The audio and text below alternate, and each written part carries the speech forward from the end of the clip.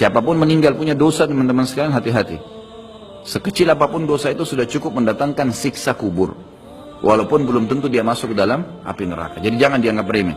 Makanya kisah yang masyhur berhubungan dengan masalah ini adalah kisah Utsman bin Affan radhiyallahu anhu yang pernah menziarahi kuburan lalu terisak-isak menangis seperti anak kecil. Lalu beberapa teman-temannya di zaman khilafah beliau berkata, wahai Amir Mu'minin, kenapa anda menangis melihat kuburan? Padahal Nabi SAW sudah menjamin buat anda surga. Dan anda ini siapa? Terkenal anak mantunya Nabi SAW, ya, dapat jaminan surga. Nabi sebutkan lisannya langsung, Utsman di surga, dijamin. Bagaimana bisa anda menangis seperti ini? Jawaban Utsman radhiyallahu anhu sangat bijak. Orang yang beriman dan berilmu punya jawaban yang tepat. Dia mengatakan Rasulullah SAW menjamin buat saya surga, tapi tidak menjamin saya selamat dari siksa kubur. Dari mana jaminan saya disiksa dulu di kubur? Nanti saya masuk surga, betul. Tapi di kubur disiksa dulu karena masih ada dosa. Maka pemahaman yang dikeluarkan oleh para ulama tentang tadi saya bilang, dosa itu sekecil apapun sudah cukup untuk membuat adanya siksaan, gitu kan? Itu karena pernyataan Utsman bin Affan yang menyebutkan statement tadi, gitu kan?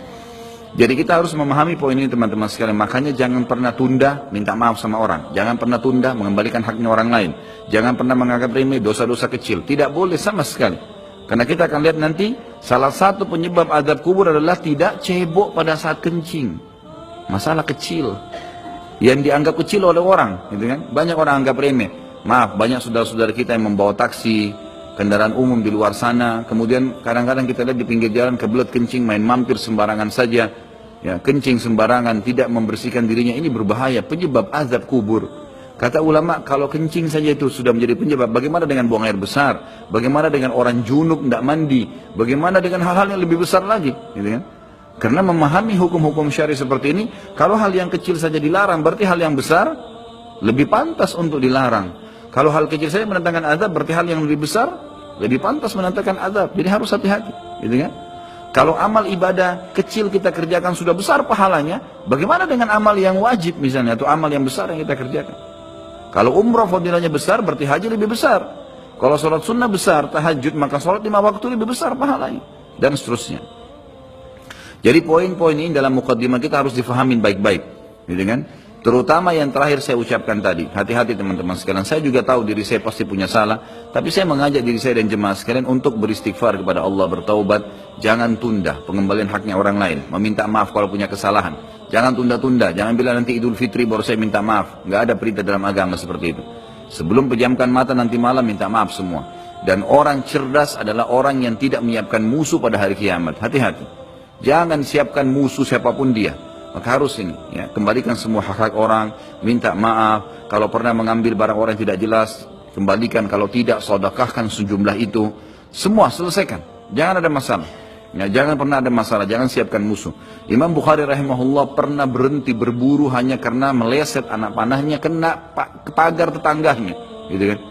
Diajak teman-temannya, kita memanah yuk, berburu. Beliau senang berburu. Kemudian pada saat beliau lagi latihan panah, ternyata anak panahnya sempat mencuil sedikit pagar kayu tetangganya.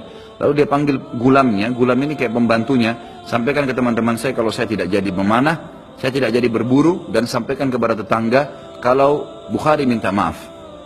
Muhammad namanya tentu, Muhammad minta maaf, gitu kan?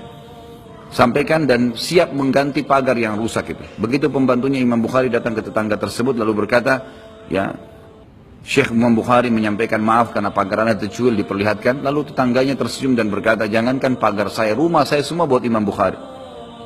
Saya tidak perhitungan dengan masalah itu. Waktu pembantunya Imam Bukhari kembali ke rumahnya, apa yang terjadi? Lihat orang soleh dan orang beriman, tahu dan yakin dengan adanya siksa dan adab kubur, tahu ada akhirat dan hisab. Maka apa yang terjadi? Imam Bukhari sujud syukur kepada Allah, kemudian bersedekah sekian ribu dirham, hanya karena tidak jadi ada musuh dari tetangga yang dia cuilkan pagarnya. Coba teman-teman, berapa banyak sendal yang antum injak? Hah? Berapa banyak air yang kepercik kena orang lain? Berapa banyak ini, berapa banyak itu? Berapa banyak yang kita anggap remeh mengambil karena teman punya dan seterusnya. Ini hati-hati. Jangan siapkan musuh hari kiamat. Azab kubur datang kepada siapapun yang masih punya dosa. Dan dosa ada hubungannya dengan Allah subhanahu wa ta'ala, ada hubungannya dengan makhluk. Kalau berhubungan dengan Allah azza wa jalla, kita bertaubat kepada Allah. Allah maha pemurah. Dia akan terima taubat hamba-hambanya asal ikhlas. Tapi dengan makhluk nggak bisa. Mencuri, menggunjing, memfitnah, ya, mengambil, memakan, Ya, merusak namanya orang lain, ini nggak boleh. Ini harus selain tobat kepada Allah, meminta maaf kepada orangnya. Nah, ini tidak boleh ditunda ini. Nggak ada gengsi di sini.